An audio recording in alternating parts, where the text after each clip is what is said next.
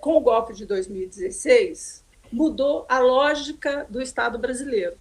Mudou de uma lógica em que o Estado tinha um papel de indução do desenvolvimento sustentável e da redução das desigualdades e foi substituído por uma lógica neoliberal de desmonte do Estado e retirada de direitos dos brasileiros. Então, a emenda constitucional 95, teto dos gastos, e as reformas, né, uma, por um lado, retira recursos do setor público, e a outra diminui direitos e precariza o mercado de trabalho. Né?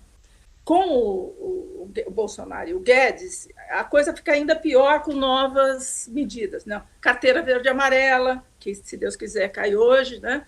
Unificação dos gastos mínimos em educação e saúde, podendo, inclusive, contar os aposentados, que vai significar menos recursos para saúde e educação, e outras, e retomada das privatizações, né, Eletrobras, as atividades da Petrobras e do pré-sal.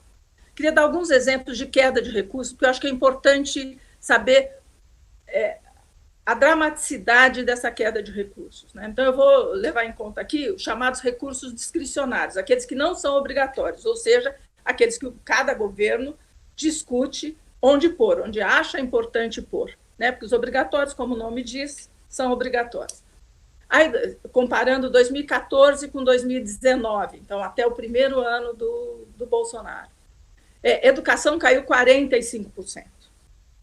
E não são só menos recursos, mas também a demonização das universidades, né? Que lá tem balbúrdia, droga, ineficiência. Ciência e tecnologia caiu 50%.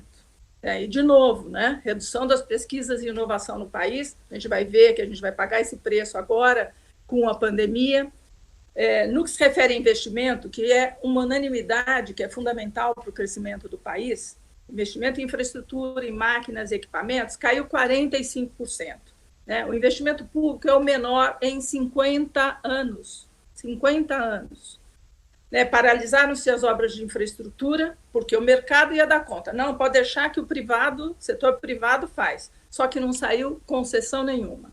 Acabaram com o atendimento do Minha Casa Minha Vida para as famílias com renda até R$ 1.800. Para vocês terem uma ideia, em 2015, Minha Casa Minha Vida teve 26 bilhões do AGU.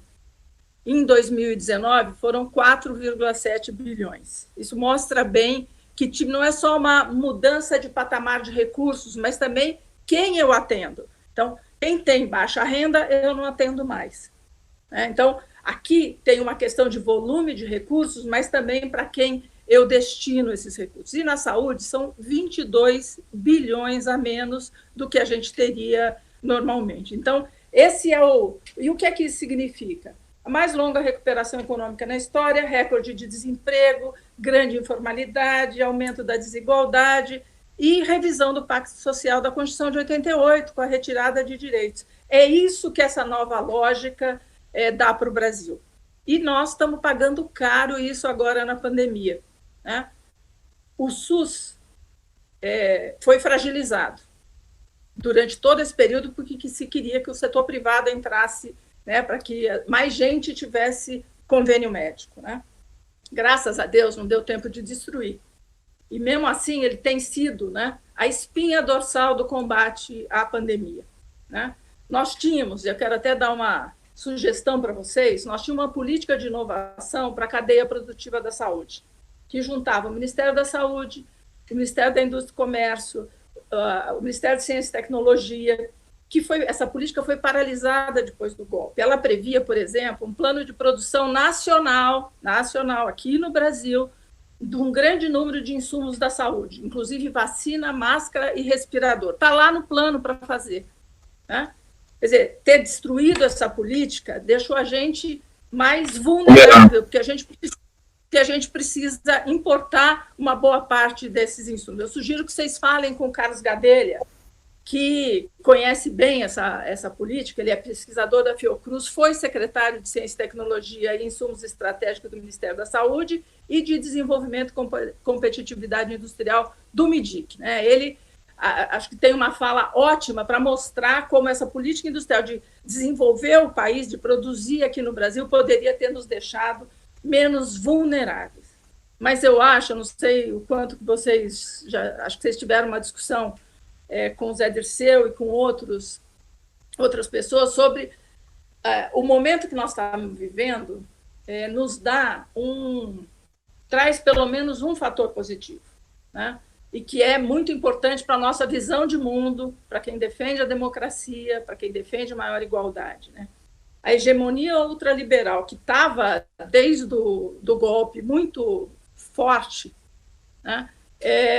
Com apoio do Congresso, da mídia, das elites econômicas, estão sendo agora afetadas, essa hegemonia liberal, pela evidência da importância do Estado, das suas políticas e dos servidores públicos. A população está entendendo que é o Estado que pode resolver o problema das pessoas e o problema das empresas. Isso nos dá muito mais condições hoje de ser ofensivos na defesa do Estado para promover o desenvolvimento e reduzir as desigualdades.